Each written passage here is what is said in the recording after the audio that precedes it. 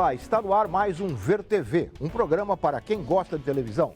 Nós discutimos aqui toda semana o papel da TV na sociedade brasileira e você é sempre o nosso convidado. As imagens do carnaval dão a volta ao mundo através da TV. Viraram grandes espetáculos de televisão. Os desfiles das escolas de samba são organizados para o público, para os jurados, mas principalmente para a televisão. A cobertura do carnaval brasileiro, realizada pela TV, é o tema do Ver TV de hoje, transmitido dos estúdios da TV Brasil, no Rio de Janeiro. Para isso, nós convidamos Marialva Barbosa, professora de comunicação da Universidade Federal do Rio de Janeiro e autora de estudos sobre as transmissões dos desfiles das escolas de samba. Cristina Cury, economista, ela é ritmista de blocos de rua e fez mestrado em Londres sobre a revitalização do carnaval de rua e as oficinas de percussão. E Raquel Valença, que é filóloga e jornalista, coautora do livro Serra, Serrinha, Serrano, o Império do Samba. Ela foi ritmista, vice-presidente da Escola Império Serrano, onde está até hoje, há mais de 40 anos, né? Eu quero agradecer às três por terem aceito o convite para estarem aqui nos estúdios da TV Brasil, no Rio de Janeiro, para a gente conversar sobre a televisão e o carnaval. Mas antes da gente começar aqui a nossa conversa, vamos ver mais algumas informações sobre esse tema de hoje. Vamos ver.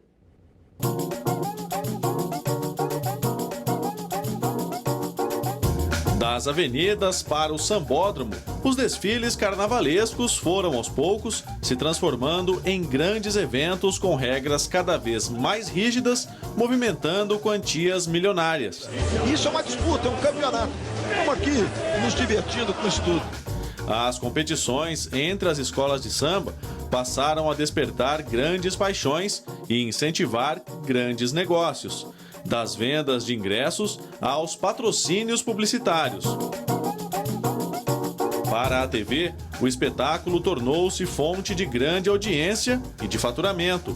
A Globo detém os direitos de transmissão dos desfiles do Rio e de São Paulo. Vamos curtir juntos todos os detalhes dessa festa. A Bandeirantes cobre o Carnaval de Salvador e de Recife. Olá, olô, morena, flor de cheiro. Sai dessa roda, quebra esse cordão. Que dou um doce, um cacho de pitomba. Vem pro meu lado e sai da contramão. Os blocos que voltam a ocupar as ruas de várias cidades brasileiras são mostrados principalmente nos telejornais. Uma festa para todas as idades e para ser aproveitada em família. Assim foi o Carnaval em Serra Negra, no Circuito das Águas Paulista. E os bailes, com cenas às vezes mais fortes, ficam na maioria das vezes restritos às redes menores e às madrugadas.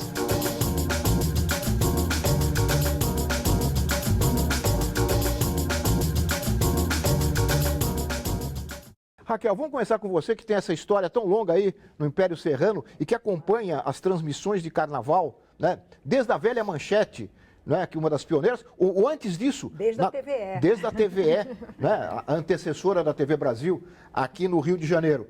Como é que a coisa foi mudando? Virou hoje um grande programa de televisão, mais do que um espetáculo de carnaval de rua? Na verdade, mais do que um espetáculo de carnaval de rua e muito mais do que uma manifestação artística e cultural, que é, de fato, o desfile das escolas de samba, né?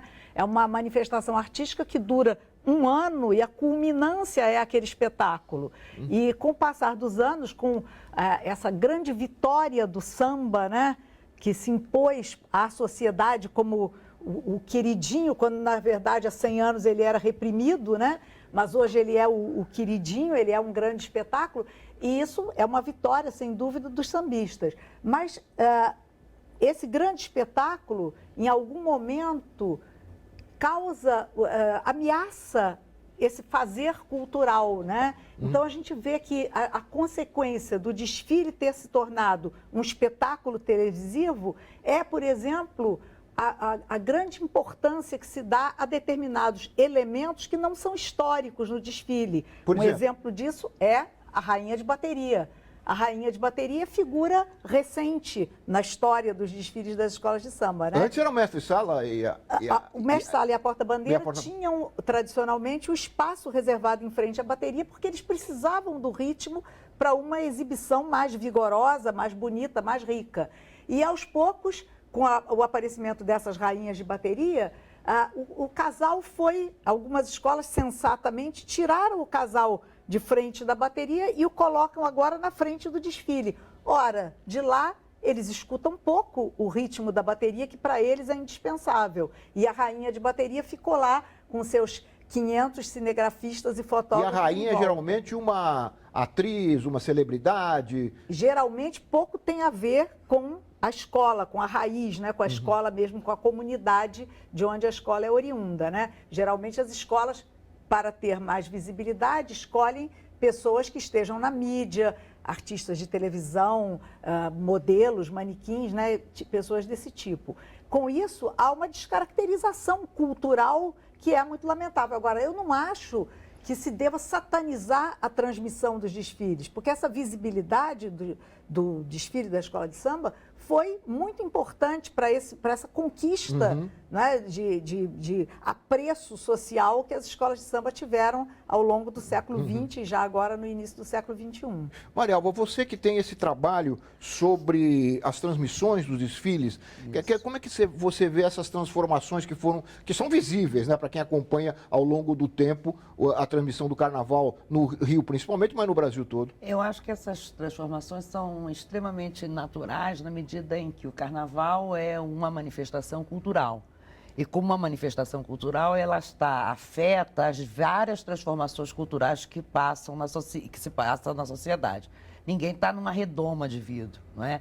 Então, o gosto popular interfere no chamado gosto erudito, como se a gente pudesse fazer essa bipartição na sociedade, quando uma forma também contrária. Em relação à televisão, é muito interessante a gente perceber que é uma via de mão dupla, ao mesmo tempo que há o interesse das escolas de samba de se tornarem visíveis, isso foi muito importante, porque como a Raquel mesmo lembrou, passamos num momento em que o samba era perseguido para um momento que o samba é enaltecido, aí a transformação e os meios de comunicação, no caso, a televisão foi extremamente importante nesse sentido.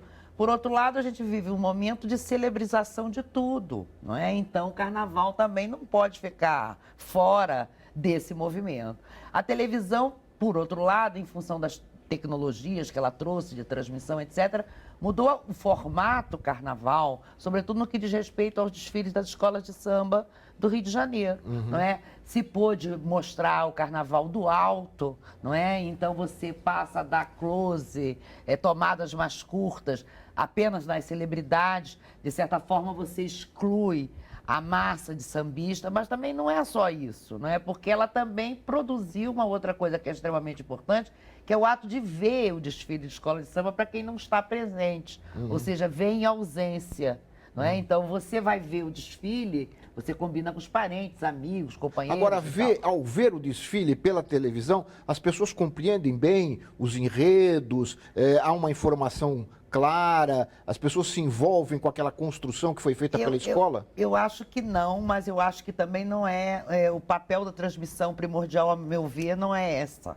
Não é esse. O papel primordial da televisão, da transmissão, é instaurar o que eu chamo, nesse meu estudo, do ver com. Ou seja, você passa a partilhar o ver televisão com um amigo, como você faz com o futebol, né, na Copa do Mundo, né? Com um companheiro, você compra aquela corneta maldita, você instaura uma nova festa familiar. Então, também eu não sei se as pessoas estão em busca dessa profusão de informação na hora. Cristina, eu queria que você falasse, mas a Raquel parece que com alguma coisa na ponta da língua. Há uma coisa que eu concordo plenamente que a transmissão é muito boa, é altamente positiva. Agora, acho que os meios de comunicação precisariam ter um pouco de respeito para com o que se passa ali, porque, desculpem, eu acho que muitas vezes os profissionais que fazem a transmissão são despreparados. E eu fico triste, é o exemplo que eu sempre dou. Por exemplo, quando eu assisto essas corridas de Fórmula 1, Os repórteres, os comentaristas, eles conhecem a fundo o assunto, eles sabem o nome do parafuso que segura não sei o que, da gasolina, da bomba. A rebimboca da parafuseta. Exatamente. E a pessoa fica realmente bem informada. E não é esse o caso das escolas de samba. Às vezes vão para lá profissionais, eu mesma algumas vezes já conversei com profissionais da imprensa que tem uma total desinformação em relação ao que está se passando ali. Então, isso se reflete na desqualificação da transmissão, porque o ouvinte de casa ele já não tem a emoção de estar presente, que é uma coisa totalmente irrecuperável, né? Não é uma emoção enorme, é outra coisa. Mas se ele está vendo de casa porque não pôde estar lá, ele precisaria ter um tipo de transmissão que lhe desse possibilidades reais de entender o que está se passando. E isso não acontece. Hoje em dia, as emissoras de televisão, ou a emissora que transmite o desfile, ela tem acesso a muita informação, as escolas dão... Das assessorias de imprensa das escolas. Exatamente, dão previamente, são obrigadas a dar uma descrição, mas fica naquilo. As coisas realmente importantes dos bastidores, né, não são passadas. E eu acho que isso faz muita falta, né? Toda essa emoção que se trata, não é um espetáculo, é uma coisa muito viva. Cristina, eu posso pegar o gancho aqui? Por favor, e eu queria que você falasse também sobre como você vê a cobertura dos blocos, que é mais o teu métier. Mas continua. Não, então, o que ela traz, assim, é muito engraçado, porque ela fala como a televisão acaba impactando as transformações culturais, né? No caso específico dos blocos, eles já existiam, né? Era uma manifestação forte no Rio de Janeiro, com o crescimento das escolas de samba e, principalmente, a transmissão das escolas de samba, a espetacularização do carnaval da Sapucaí. Aquelas pessoas que, no começo, na origem, faziam parte, né? Estou falando especificamente de classe média, né? Zona Sul, que faziam parte daqueles blocos de carnaval, de rua, aos poucos foram... né, foi diminuindo, foi um pouco sendo apagado os blocos de ruas, principalmente na Zona Sul, por conta do crescimento da transmissão das escolas de samba. Né? Mas agora está vendo uma retomada. Justamente, porque o que acontece? O processo de revitalização do carnaval, ele surgiu, lógico, no fim da ditadura, né, onde se houve a possibilidade de retomar o espaço, mas recentemente ele vem crescendo muito justamente por um crescimento das pessoas em fazer o carnaval, né? Que é o caso das oficinas de percussão, né? São pessoas ali que não são de comunidades, não são ritmistas, mas que vêm na oportunidade de tocar, a oportunidade de participar do carnaval. Né? Então, com isso é como se fosse passa de um papel de espectador daqueles desfiles, né, para um ator daqueles desfiles, né? E você acha que a televisão está contribuindo, ou contribui para essa revitalização, ou não? Ela dá espaço para isso? Não, no momento não. Assim, o que tem se observado agora é uma maior ênfase ao carnaval de rua, né? Porque vem crescendo astronomicamente e, consequentemente, a televisão tem aumentado a cobertura, né? Mas não tem o mesmo enfoque que se dá às escolas de samba. Não sei se os blocos de rua não têm o mesmo produto, né, cultural ou televisivo interessante. Assim, não é que seja interessante, mas não é um espetáculo que é a escola de samba. Então, o que você vê na cobertura dos blocos de rua são pílulas do jornal, cobertura dos grandes blocos. Mas eles crescem independentemente da TV, né? Independentemente da TV, exatamente. Mas o que se observa agora, pelo menos eu falo do que eu vi esse ano, que está crescendo o espaço. Por exemplo, a Globo, esse ano, gravou uma vinheta com os blocos de rua para conscientizar os folhões, enfim. Mas eles trouxeram o bloco de rua para a vinheta da Globo. O que você via antigamente era Globeleza, as escolas de samba... a apresentação dos enredos das escolas de samba. Então, eu acredito que, enfim, tem se dado uma atenção maior aos blocos de ruas, principalmente também pelo crescimento que o carnaval tem tido. É uma mudança importante, não é? Com a presença dos blocos. Eu acho que esse movimento dos blocos, quer dizer, se a gente for ver historicamente o papel da escola de samba, né, há um momento em que a escola de samba era apenas mais uma atividade no carnaval, porque havia rancho ainda, havia grande sociedade, havia bloco, havia cordão, todo tipo de coisa, e a escola de samba estava lá. Com o passar dos anos, a escola de samba manteve, né, conquistou a hegemonia do carnaval. Houve um momento em que acabou o carnaval de salão, de bailes, acabou a marchinha de carnaval, acabou o bloco de rua, acabou tudo. Tudo era o desfile de escola de samba, o que também não é bom. É artificial, é reducionista, né? O carnaval está reduzido a um desfile de escola de samba. Mas de 10 anos para cá, ou 12 talvez, isso vem se equilibrando novamente, porque o povo ganhou a rua, né? E esse fenômeno é mais visível na Zona Sul do que na Zona Norte da cidade, porque na Zona Norte, de fato, ele nunca deixou de existir. Exatamente. Na Zona Norte, o carnaval de rua conviveu com a escola de samba. A escola de samba descia para o centro da cidade para desfilar e nos bairros da Zona Norte, do subúrbio, havia carnaval de rua rasgado o tempo todo, mas na Zona Sul não. O público da Zona Sul, recém-conquistado pelas escolas, né, naquele momento não quis saber de rua. Durante muitos anos era só ir ao desfile ou, como a Maria Alva falou, ficar em casa, reunido em grupos, né? Tomando cerveja, assistindo. Maria Alva, eu vou garantir a tua palavra, mas eu vou ter que fazer um breve intervalo. É o nosso primeiro intervalinho do Ver TV de hoje, que está conversando aqui com as nossas convidadas sobre esta relação entre a televisão e o carnaval. O Ver TV volta já.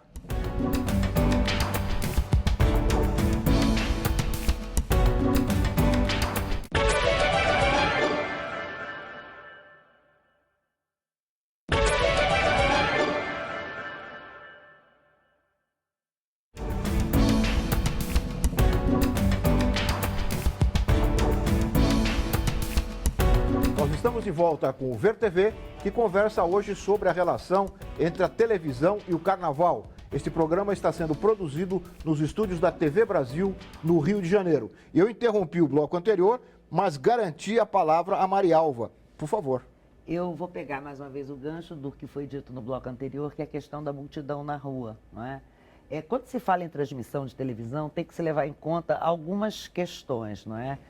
Claro que está envolvido na transmissão do carnaval, em cifras milionárias, claro que a detenção da exclusividade mostra o poderio de uma emissora, mas é claro também que os blocos na rua, aquela multidão, etc., do ponto de vista estético, da imagem que é produzida, ela serve muito mais como acontecimento jornalístico do que o grande desfile espetacular, a celebrização, a visibilidade, a forma, as cores, as luzes, o som, o espetáculo, que é a transmissão na Marquês de Sapucaí.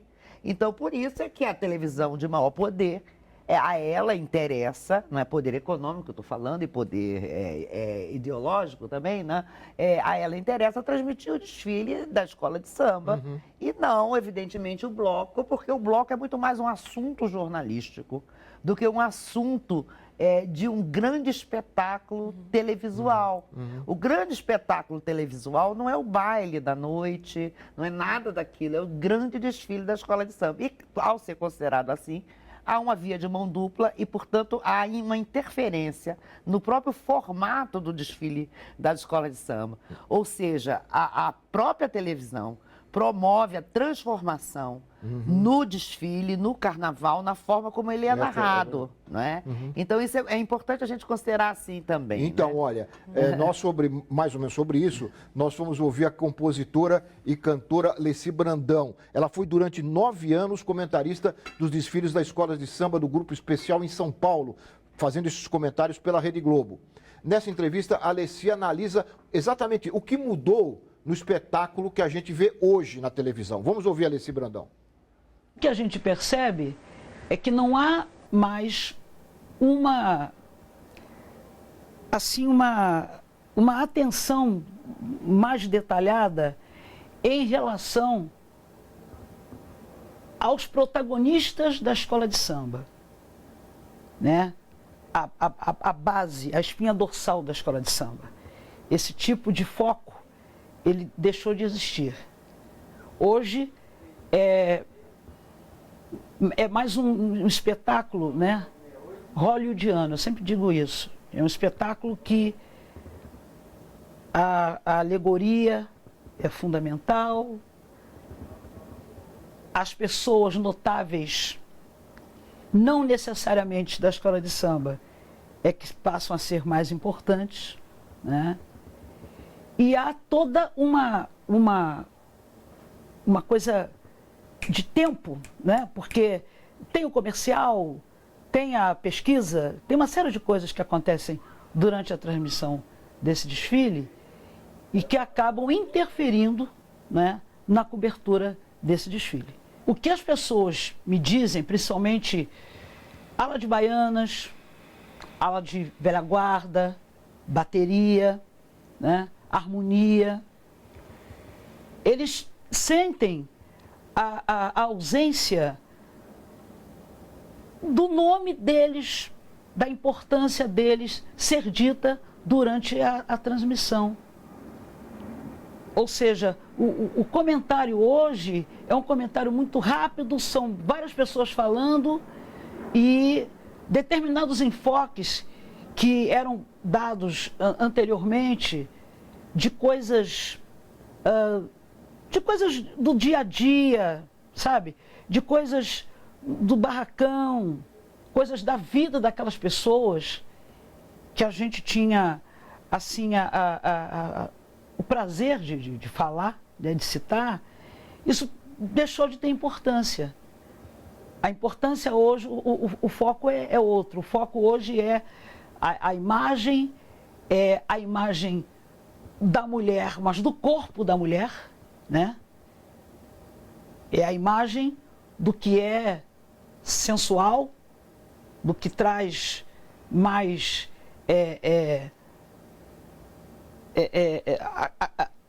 a coisa de apimentar, sabe, o desfile, né?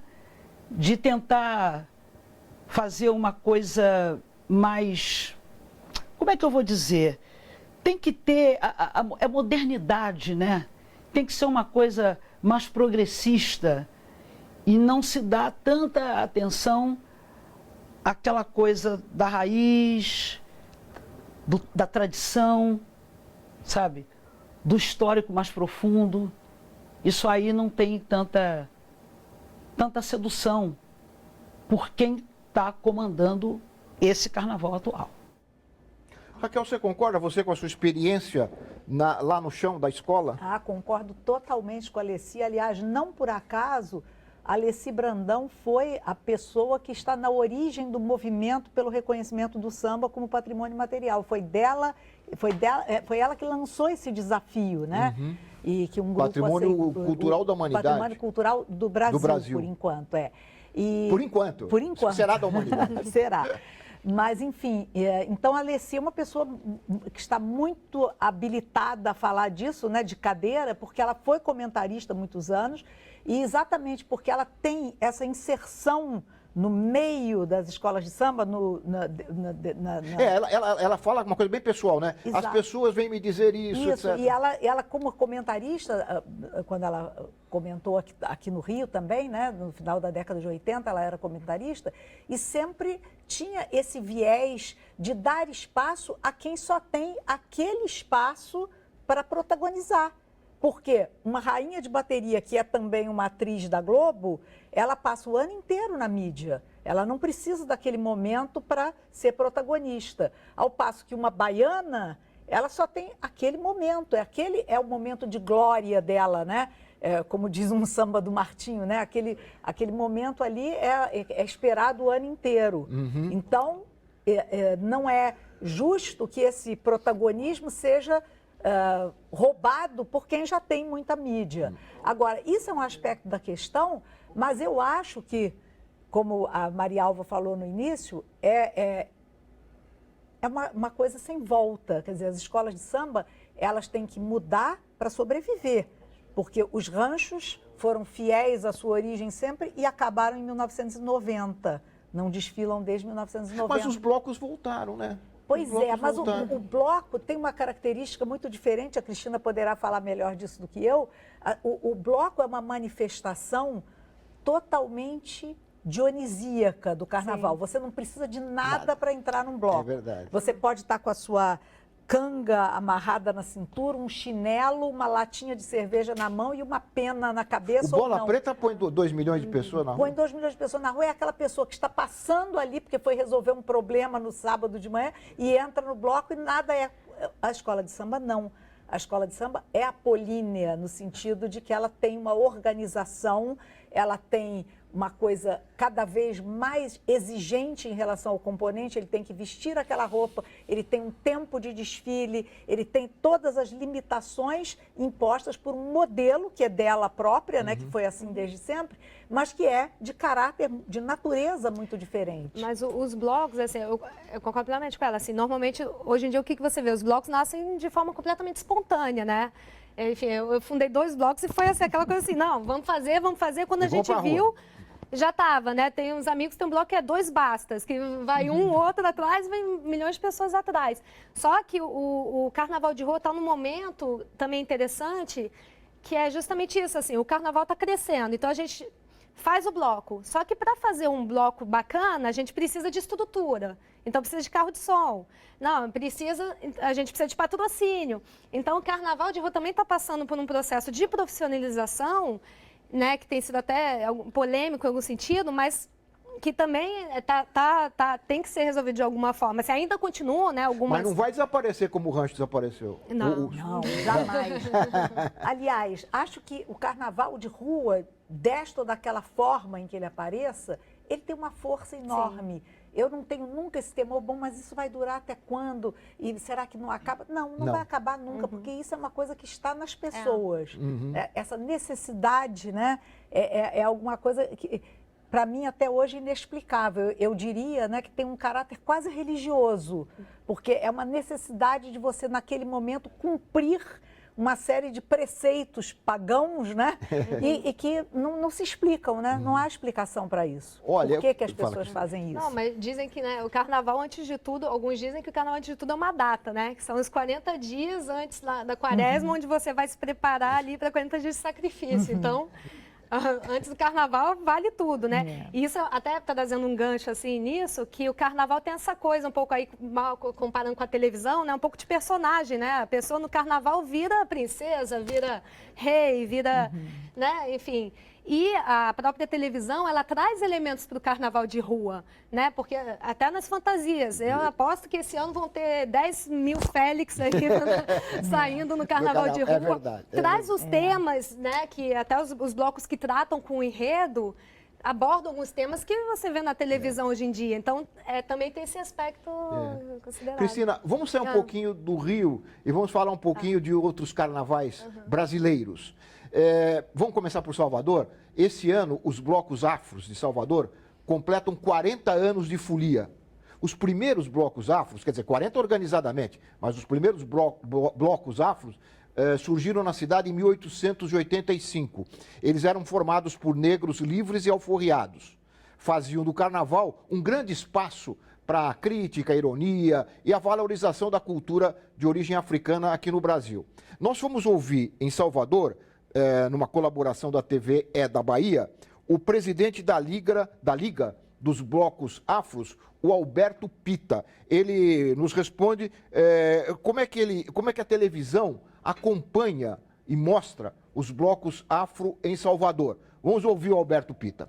A televisão ou as televisões, elas filmam o Carnaval da Bahia como se estivesse filmando uma escola de samba do Rio de Janeiro. É o mesmo modelo, só que há uma diferença muito grande. O Carnaval de Salvador, ele reflete o cotidiano das pessoas. O que você vê no Carnaval é o que acontece de fato no dia a dia das pessoas desta cidade, né? Então, há lugares onde de fato estão todos juntos e misturados, e há lugares onde não estão todos juntos e misturados. Há lugar onde há uma compreensão dessa mistura, dessa miscigenação, e há lugares que de fato separam através de várias formas, quer seja no que diz respeito ao preço de um ingresso para ter acesso àquele equipamento, àquele espaço, àquele camarote, ou outros símbolos e signos que não estão tão claros, mas que deixa evidente para você que, olha, aqui você não entra, aqui você não participa. Se você observar as escolas de samba no Rio de Janeiro, a questão empresarial, a forma com que se lida com aquilo é completamente diferente de como se trabalha um bloco afro numa comunidade, né?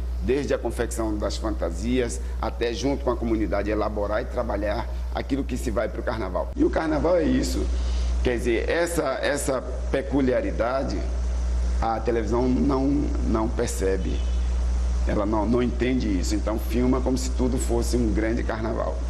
E não é, são cores e signos ali a ser percebidos, são códigos a serem decifrados, porque o carnaval é justamente isso. E as pessoas vão para o Carnaval de Salvador para ver de forma diferente, isso é bom, as coisas. Se imagina que no Carnaval de Salvador, se você faz uma instalação, uma intervenção estética, coloca uma obra de arte, uma peça, isso não vai ser visto porque isso não é carnaval, muito pelo contrário, né? A gente acredita nisso, né? Você vê o Ileaie e a deusa do ébano lá em cima, é como você entrar na Capela Sistina olhando para cima, porque o que há de belo na Capela Sistina é justamente o que Michelangelo fez no teto dela. E o Ileaie, tudo é muito para cima. Isso é um olhar diferente. Então, nós trabalhamos nessa perspectiva, né? Que a gente do povo vai ter acesso à arte, à cultura, ao deleite e à fruição, mesmo que seja no carnaval. Ô Mariela, você tem dito aqui no programa já, no primeiro, agora no segundo bloco, você tem ressaltado a importância da TV também para o carnaval. Agora, não falta uma sensibilidade que o Alberto levanta bem aí, uma sensibilidade de perceber diferenças do carnaval, de carnavais, não é? Diferenças de personagens e trazer isso, porque pelo que ele diz, eu acho que eu tento a concordar com ele, fica sendo meio uma geleia geral, né? Eu acho que falta, mas esse não é o papel da televisão. É muito bom ter visto à tona, nesse momento em que a gente está diante das mídias ninjas, para falar exatamente de coisas que não cabem no espaço narrativo da televisão por variados aspectos. Então a gente vive um momento em que, graças às tecnologias de comunicação, muitos tomaram a mídia... Desculpa, mas você acha que essa percepção que ele solicita da TV não é papel da TV? É papel dos meios de comunicação, não necessariamente da televisão.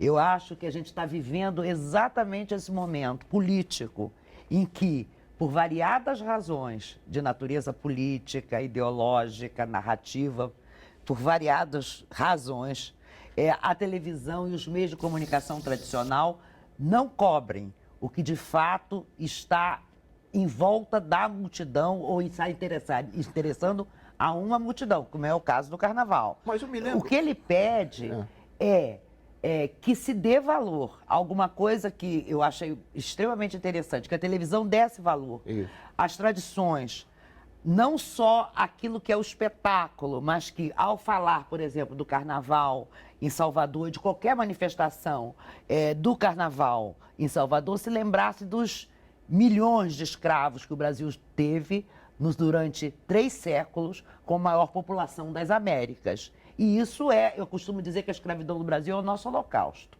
A gente costuma querer apagar, não se fala disso. Agora, eu acho que, por isso é que nós vivemos nesse momento uma efervescência de novos formatos de comunicação, já que os meios tradicionais não deram conta, historicamente, de assumir para si esse papel de falar desse cotidiano, como ele fala ali. Então, agora eu queria, Raquel, mas lá no comecinho a Manchete não fazia isso? Olha, a TVE a nossa TVE não fazia isso? Exatamente. Aí eu acho que houve também, e desculpe, antes de falar desse nosso passado, eu queria me solidarizar com o Pita, porque lá em Salvador ele está dizendo a mesma coisa que nós estamos dizendo aqui, ou seja, ele está dizendo que não está havendo um respeito por aquilo que se passa diante dos olhos. Quando ele diz que o carnaval de lá é apresentado como se fosse um desfile de escola de samba, ele está dizendo que ninguém para antes para pensar o que é mesmo que eu vim fazer aqui, que é o que se faz na Fórmula 1, é aquela minha queixa anterior. Na Fórmula 1, todo mundo estuda e se prepara, né? Nos eventos olímpicos, todo mundo estuda e se prepara, sabem o nome dos grandes maratonistas, dos grandes recordistas, tudo é sabido. Na escola de samba não, e muito menos lá no Bloco Afro de Salvador. São 2 espetáculos completamente do ponto de vista então, narrativo. Eles têm que ser apresentados também diferentemente, só que com o mesmo respeito. O que eu estou reivindicando é que a mídia se prepare para essa cobertura adequadamente, tentando refletir sobre o que está se falando, né? Agora, voltando então a essa questão que você aborda, eu acho que com o crescimento das escolas de samba, com essa hegemonia progressiva que elas foram alcançando, houve, paradoxalmente, uma deterioração da forma de abordagem pela mídia. Porque quando a TVE, lá na década de 70, começa a transmitir os desfiles de escola de samba, o que se observa é que havia um respeito muito grande, porque o que o telespectador de casa quer? Em primeiro lugar, o telespectador de casa, que pode ser aqui do Rio, que não teve recursos para comparecer ao sambódromo, ou pode ser uma pessoa do Brasil que não tem como chegar ao Rio e assistir. Então, o que esse telespectador quer é ver o que se passa lá. E a TVE fazia uma transmissão linear, ininterrupta, como uma pessoa que está sentada lá. A pessoa vai ao desfile das escolas de samba, na frisa, na arquibancada, no camarote não, porque nem prestam atenção, mas na frisa ou na arquibancada, ela vai ficar voltada para o que está se passando e ela vai ver linearmente o que a escola apresenta. Isso era o que a TVE fazia, só que fazia de maneira extremamente bem feita e num momento em que a televisão não tinha os recursos que tem hoje, mas fazia de forma bem feita porque tinha especialistas, tinha comentaristas, pessoas que realmente entendiam o que estava se passando. Pamplona, né? Pamplona era o maior exemplo disso, né? Uma pessoa que conhecia profundamente aquilo que estava acontecendo ali diante dos seus olhos. Raquel, vou ter que fazer um rápido intervalo mais uma vez, mas nós vamos continuar essa conversa logo em seguida. Nós estamos aqui conversando com os nossos convidados sobre a televisão e o carnaval. O Ver TV volta já.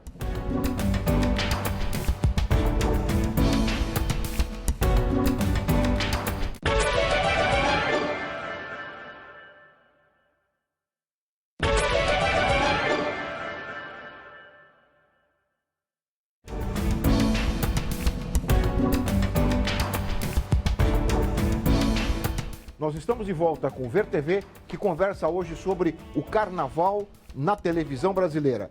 E no bloco anterior, no encerramento do bloco anterior, a Raquel estava falando sobre a cobertura da antiga TVE, hoje TV Brasil, que entrava no ar na sexta-feira e até a quarta-feira de cinzas direto. 80 horas de carnaval. 80 horas, né, de carnaval. Mas a Manchete também, ela foi a emissora que transmitiu o primeiro carnaval do Sambódromo. É verdade, porque a TV Manchete começou, se não me engano, a transmitir não, ela se inaugurou em 1983. E 84 foi o primeiro carnaval. E já em 84 ela foi pela primeira vez para o Sambódromo e, curiosamente, eu há pouco tempo estava digitalizando as minhas fitas VHS, né, de desfiles, e eu verifiquei que eu só gravei TV Manchete enquanto ela existiu, eu só gravei TV Manchete, porque a qualidade da transmissão era excelente e, principalmente, ela tinha comentaristas de altíssimo gabarito, como é o caso do Haroldo Costa, do próprio Pamplona, né, Fernando Pamplona, e do Sérgio Cabral, do jornalista Sérgio Cabral.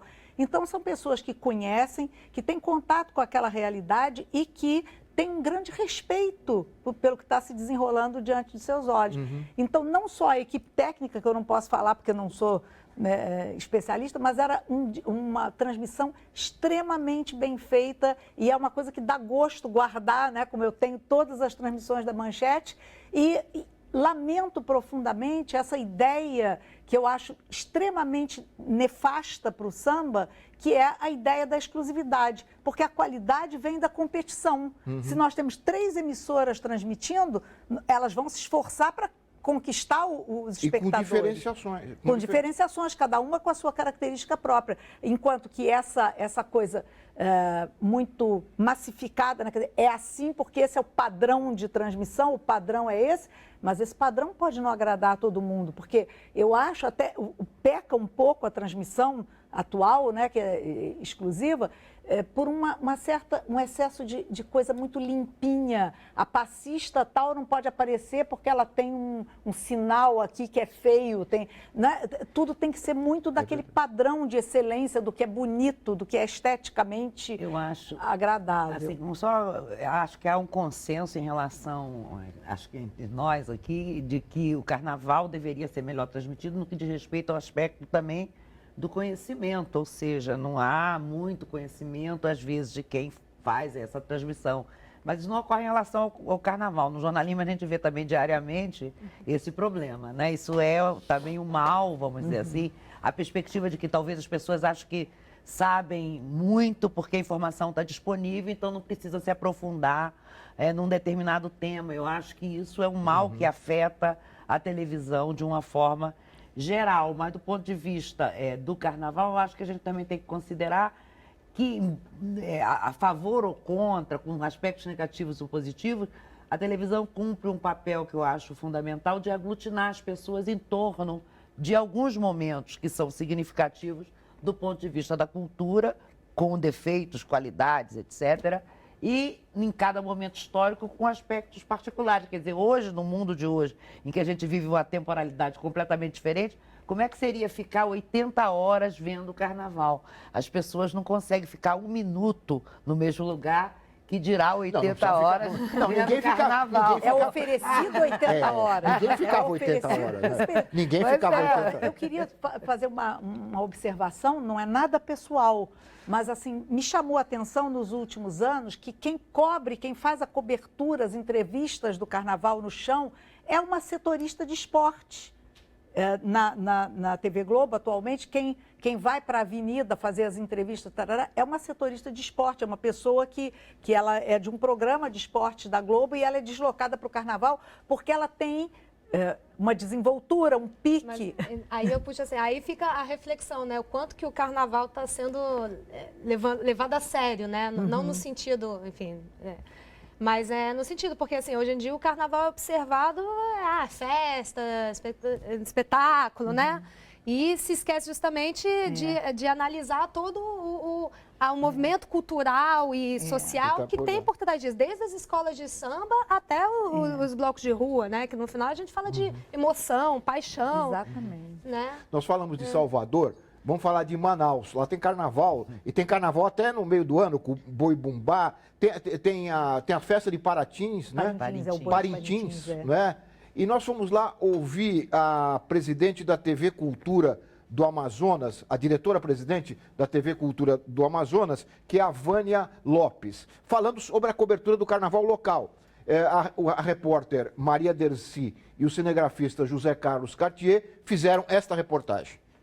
O que é o Carnaval do Amazonas e o que identifica o Carnaval do Amazonas?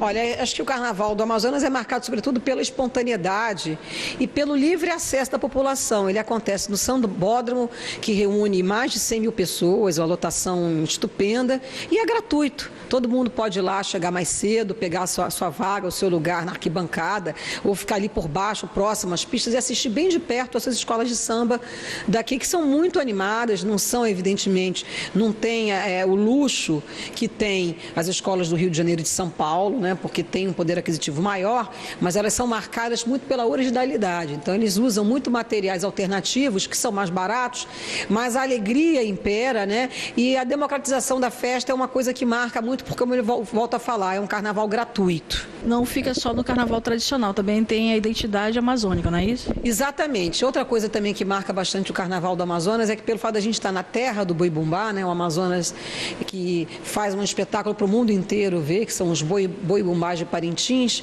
evidentemente que tem esse traço indígena, da cultura indígena muito forte no nosso carnaval. Haja visto que no domingo e na segunda-feira de carnaval, as escolas de samba dão lugar às agremiações de bois bumbás, não só de Parintins, tradicionais, garantido e caprichoso, como os bois daqui, as agremiações de Manaus, que também tem em grande número, e vêm e trazem brincantes em grande número, né? Então, evidentemente que eu acho que a característica principal do carnaval de Manaus é que ela fica, né, mostra o samba no pé, mostra as escolas de samba, mas ela guarda um espaço privilegiado para as agremiações de boi bumbá. Qual a sua avaliação sobre a cobertura do carnaval feita pelas TVs abertas? Eu acho, no geral, elas muito burocráticas, muito repetitivas, as perguntas são muito que as mesmas, né? Acho que o pessoal fica muito na burocracia do carnaval comercial que as grandes TVs abertas fazem, né? né, e pela qual eles recebem uma grande soma. Então, assim, eu acho que o que falta um pouco é captar a espontaneidade da rua. Então, eu acho que o que falta nas televisões é cobrir esses movimentos mais espontâneos, né, de rua, os blocos de rua, as bandas de rua, que têm tanto sucesso, que fazem tanto sucesso, até por também terem essa abertura, são geralmente abertas ao público, acessíveis a todo mundo pode participar da maneira que quiser, com fantasia ou sem fantasia. Então não tem tanta essa regra, esse engessamento que as escolas de samba em geral têm. Então eu acho que o que falta para as TVs fazerem uma cobertura mais bacana, mais interessante, mais original é captar o movimento das ruas, a espontaneidade do carnaval de rua. Muito bem, esta é uma perspectiva. Nós estamos caminhando para o final do programa. Ela deu aqui a sua sugestão para uma melhor cobertura. Eu queria ouvir de vocês um pouco sugestões ou perspectivas para encerrar o programa sobre o futuro da televisão no carnaval. Marialva. Olha, a televisão é um meio de massa, né, e que se conformou no Brasil, ela tem mais de 60 anos, durante esses 60 anos, procurando atender muito mais uma perspectiva estética, eu acho, do que de conteúdo. Mas eu acho que a gente está no turbilhão de uma mudança e a televisão tem que se transformar num meio de inclusão de públicos que ela está perdendo. Uhum. Então eu acho que vai haver uma modificação muito grande na forma e no conteúdo da televisão. Muito bem. Cristina? Eu vou um pouco na linha, eu acho que a televisão justamente tem que se trabalhar, talvez não só a transmissão do carnaval, mas o conteúdo do carnaval, né? Os blocos de ruas têm um material assim extenso, né? Que dá para ser trabalhado de forma informativa mesmo, para a gente ter um registro, né? E um resgate aí do carnaval de rua. Muito bem, Raquel. Bom, a minha expectativa é quase uma certeza, né? É de que o carnaval, as escolas de samba, os blocos, enfim, todas as manifestações carnavalescas do Rio de Janeiro e até do Brasil, como a gente viu aqui, elas sobreviverão com ou sem a televisão. Mas é muito melhor para todos que seja com a televisão, né? Porque a televisão poderia enriquecer esse espetáculo, né? De modo que eu acho importantíssimo que a televisão redescubra o seu papel real e, principalmente, o que foi falado pela senhora do Amazonas, que sejam respeitadas as individualidades, as questões locais, não é? Para não se massificar o carnaval e exportando aliás, o modelo. foram as duas críticas da Bahia e do Exatamente, Manaus, né? Esse modelo do Rio de Janeiro, que eu acho maravilhoso, porque sou daqui, faço parte dele, mas, na verdade, esse modelo não precisa ser exportado com uma única verdade. Cada lugar tem o seu carnaval e isso tem que ser respeitado pelas emissoras locais. Muito bem. Nós estamos chegando, passa rápido, né?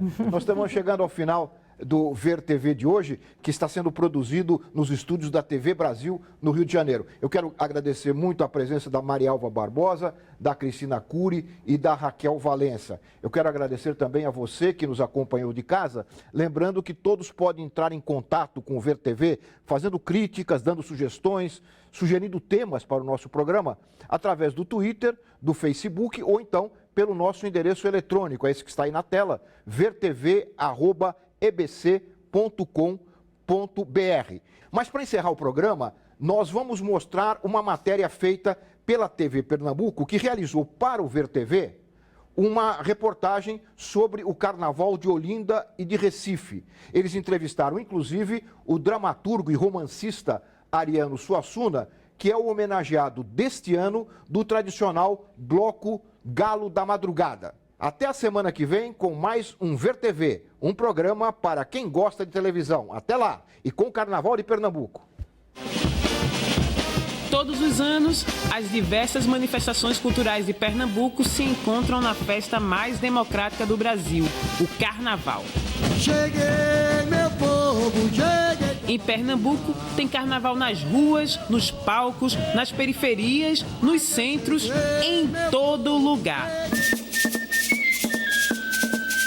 Esta festa popular é feita por índios, ursos, reis, rainhas que brincam sozinhos ou integram as diversas troças, maracatus e caboclinhos. Uma verdadeira demonstração da mistura que, segundo o escritor Ariano Suassuna, faz com que o Carnaval de Pernambuco seja o melhor do mundo. É uma integração de culturas, não é? A própria cultura brasileira tem essa riqueza, essa variedade. Nós temos a raiz pela ordem de chegada, a indígena, que foi a primeira, né? A ibérica e a negra. E o carnaval é uma dessas manifestações que expressam essa bela variedade, essa bela unidade de contrastes que é o povo brasileiro. Em 2014, o mestre Ariano será o grande homenageado do Galo da Madrugada, bloco que há 37 anos atrai milhões de foliões para as ruas do centro do Recife e se mantém na disputa pelo título de maior bloco de carnaval do mundo.